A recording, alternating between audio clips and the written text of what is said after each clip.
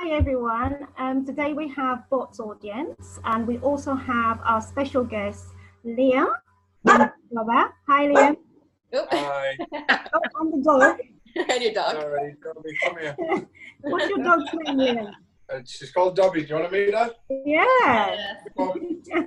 Oh, hello. Hello. Oh, Wow. gorgeous. Oh, A little bit naughty at the moment. She's getting a bit barky, but she'll have to quieten down. oh. How are you all anyway? We're good. We're good. Good. So you guys have maintained a friendship after the show. That's nice. Something else positive that's come from it. Yeah. Yes. I think in all this, with us doing the bots as well, as you said, it's given us that connection to sort of get back to, you know, doing what we would do on bots. And obviously we've missed Big Brother, as probably you've missed. I don't know if you've been keeping up to date with Big Brother, but we've missed Big Brother quite a lot. So this is giving us that option to get back together again. And do you guys watch any new shows at the moment? New shows of Big Brother? No, I mean, I guess, do you go back through the old shows, or are you guys members of another audience crew, or is the Love Island taking over and taking over? Love Island's good. That would be good. Nothing can I'm not allowed to be on watch the Love side. Island. No. So Liam, when you joined Big Brother, and I'm just trying to take you back, that was, how old were you then, Liam? I was 22. 22. Wow. So when you went into Big Brother, I mean, I just want to get your general perspective at that time, taking you back when you went in the house. How was that feeling like? You know, to be told you're going into Big Brother house, and you know, what was it like for you? It was really lovely, but I can tell you a little story, a quick one anyway. But I was supposed to go into Big Brother the year earlier, and had auditioned and got through all the stages, had the psychological evaluation and come to London and all of these things. And I think somebody had spoken, I had spoken to somebody and they'd spoken to somebody, and it was revealed to a newspaper or something or other. And so they decided that I wouldn't go on that one, and didn't actually ask me to come back and audition or anything. I went and decided last minute that I would just go and give it one last try, turned up my work here. Anyway, got onto the show. Then I borrowed some money from my dad to buy, you know, nice clothes. I'm like a tree cutter, so ultimately I didn't have TV clothes. And then I got a phone call just before I went to go to the train to come down to go into hiding. And Sharon Powers, is one of the producers, called me up and said, "I'm sorry, you're not going in anymore." So I said, "Oh, well, that's a shame." And then I was suddenly thinking, "Oh God, how am I I'm gonna have to take these clothes back to the shop." I'd wore half of them, and then it transpires that they gave me the opportunity to stay home and help look after my mum a little bit longer, and it was unnecessary for me to come into hiding. I kept saying, "Oh, well," they kept saying, "Well, can you still send your medical?" Because we had to have a medical examination done by our local doctors to send to them. And I was thinking, why do they keep badgering me about this when I'm not going in? But I sent it anyway. And then I went in, and yeah, I mean, the first part, walking past people and waving and clapping hands and things, obviously that's like kind of a defining moment in my life, really. Yeah. But then to walk in there, it was so vibrant with so many lights and mirrors and the smell of it and everything. It was like, well, you guys know the smell, because the audience where they do BBBOTS and Big Brother's Big Mouth and all of these other things, where it's a really unique Big Brothery smell, and not unpleasant, but just unique to the place. And it felt like being on an episode of The Simpsons or something. It was so vibrant. And then I had all of these people, like, you know, talking to each other, asking questions, and I could feel my face going red. I realized that the TV clothes that I'd bought, I'd got wrong. And I don't know, it was all quite overwhelming. So it took me a day or two before I even could. I felt impolite going to get something to eat. I felt like I was in somebody else's house. So I was like, people were saying, do you want some water? And I would say like, no, thank you. Even though, like you do when you're a kid, you say no to things, even though you want them. And yeah, it took a day or two to get comfortable and I can imagine. settle in. Liam, can I ask you a question actually? Because your season was all about the females starting first of all, and then the males joined afterwards. That's right. Bit by bit. So what was that like, and what was that like as an experience, having like all these females like, greeting you at the door? It was strange. And, one of the questions that I ask myself as, an introspective person is and I've been in the position to be able to ask it before, but I just have bottled it every time. And I always wondered why it was that they'd put me in. And I thought maybe it was because I was like a typical person, boy next door, somebody that everybody knows, or maybe I had a calming influence or something like that. But sorry to answer the question about there being, boys and girls. I mean, Ziggy essentially was the suave, cool, calm, confident James Bond type, and he kind of took the brunt of all of that female, attention. So by the time we got in there, really, I think it just felt that people were ready for people, boy or girl, just knew to be there. And I mean, it's not like Love Island. It wasn't lots of people that are going to be attracted to each other going in there.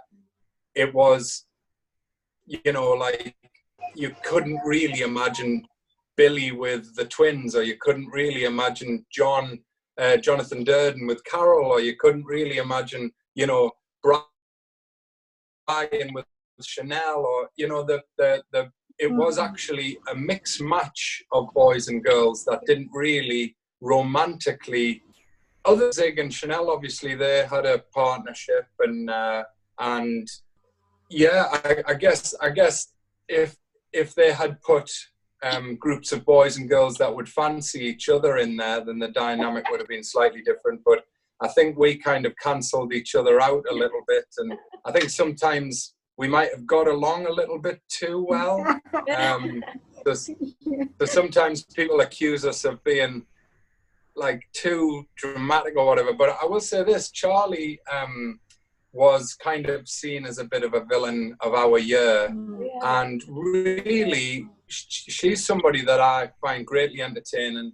I really like. I did vote for her every single time because, when you're in there, you have to give a reason to vote for somebody, and to vote for somebody because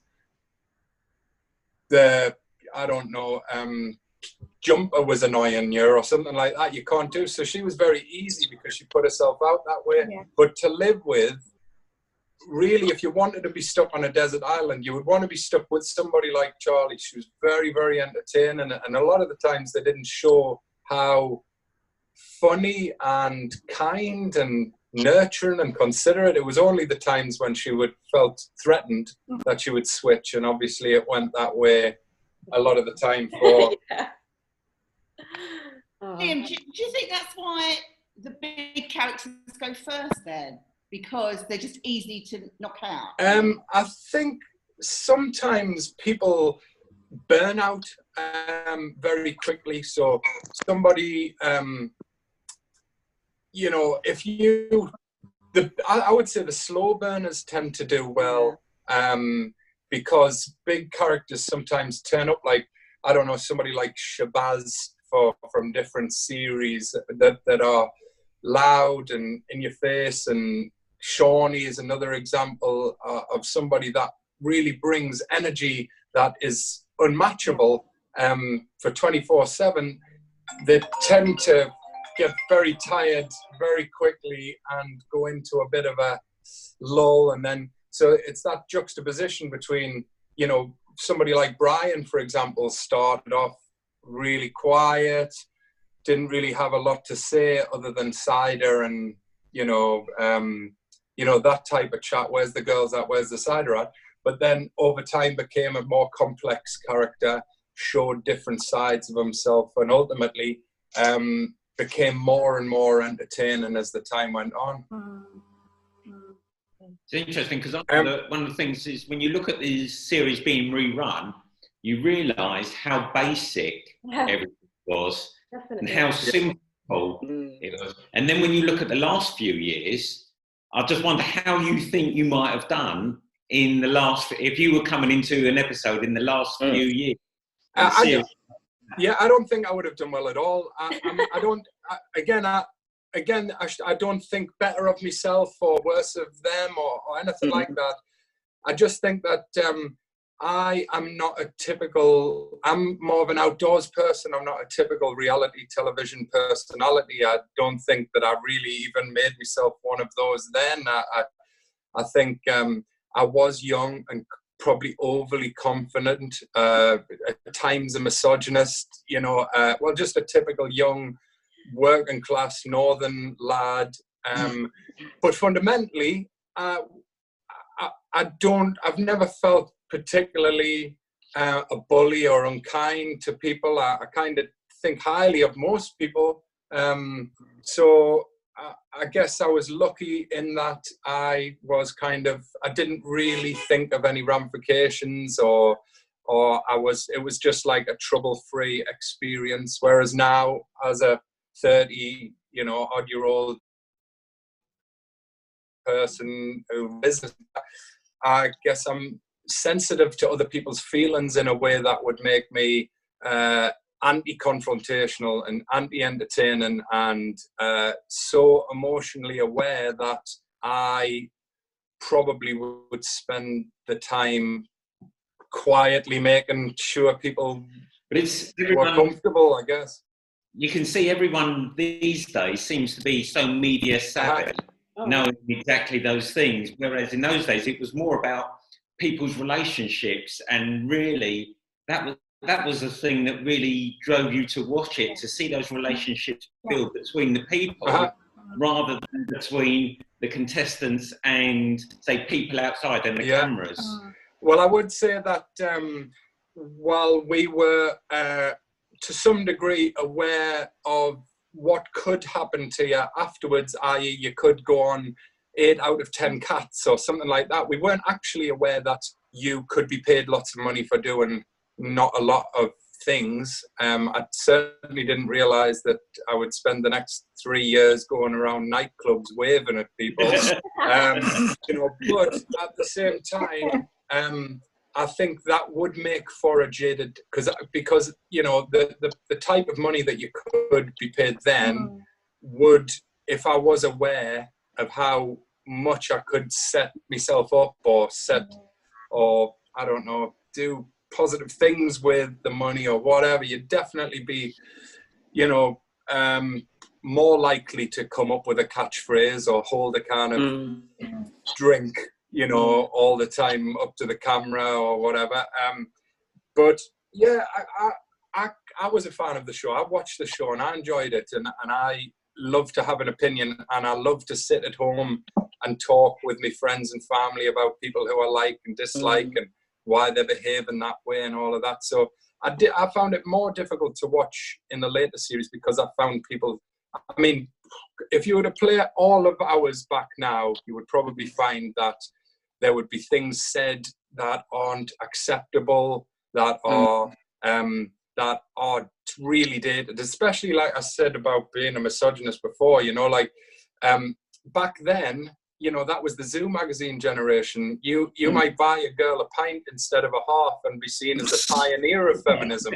But, in today's world, describing somebody's appearance and that type of thing is really not acceptable anymore, and rightly so, So I'm thankful that I did it when I did it. I have nothing but positive memories from it. I would love to do it over again as a 22-year-old. Could I do it now? I don't think I could.